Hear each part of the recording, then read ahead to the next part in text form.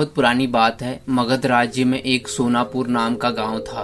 उस गांव के लोग शाम होते ही अपने घरों में आ जाते थे और सुबह होने से पहले कोई भी घर के बाहर कदम भी नहीं रखता था। इसका कारण डाकू अंगुलीमाल था। डाकू अंगुलीमाल मगध के जंगलों की गुफा में रहता था। वह लोगों को लूटता था और जान से भी मार देता था। लोगों को डराने के लिए वह जिसे भी मारता उसकी एक अंगुली काट लेता और उन अंगुलियों की माला बनाकर पहनता था। इसलिए उसका नाम अंगुलीमाल पड़ा। गांव के सभी लोग परेशान थे कि कैसे इस डाकू के आतंक से छुटकारा मिले। एक दिन गौतम बुद्ध उस गांव में आए। गांव के लोग उनकी आवभगत करने लगे। गौतम बुद्ध ने देखा कि गांव के लोग में किसी बात को लेकर दहशत फैली हुई है। तब गौतम बुद्ध ने गांव वालों से इसका कारण पूछा। ये सुनते ही गांव वालों ने अंगुलीमाल के आतंक का पूरा किस्सा उन्हें सुनाया।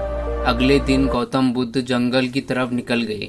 गांव वालों ने गौतम बुद्ध को रोकने की बहुत कोशिश की, पर वो नहीं माने।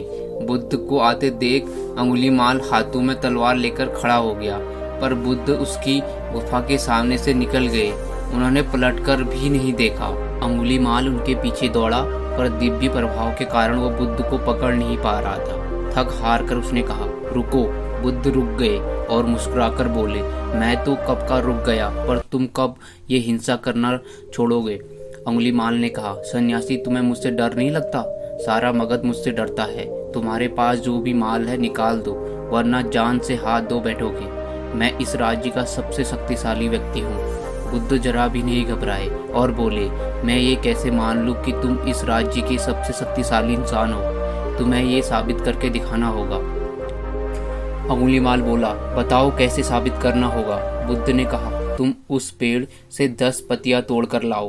अंगुलीमाल ने कहा, बस इतनी सी बात, मैं तो पूरा पेड़ उखाड़ सकता हूँ। अंगुलीमाल ने 10 पत्तियां तोड़कर ला दी। बुद्ध ने कहा, अब इन पत्तियों को वापस पेड़ पर जाकर लगा दो।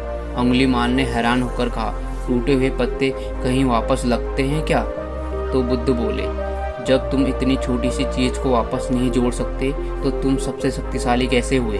यदि तुम किसी चीज को जोड़ नहीं सकते तो कम से कम उसे तोड़ो मत। यदि किसी का जीवन तुम वापस नहीं दे सकते तो उसे मृत्यु देने का भी तुम्हें कोई अधिकार नहीं है। यह सुनकर अंगुलीमाल को अपनी गलती का एहसास हो गया और वह बुद्ध का शिष्य बन गया और उसी गांव में रहकर लोगों की सेवा करने लगा। आगे चलकर यही अंगुलीमाल बहुत बड़ा सन्यासी बना और अहिंसा नाम से प्रसिद्ध हुआ।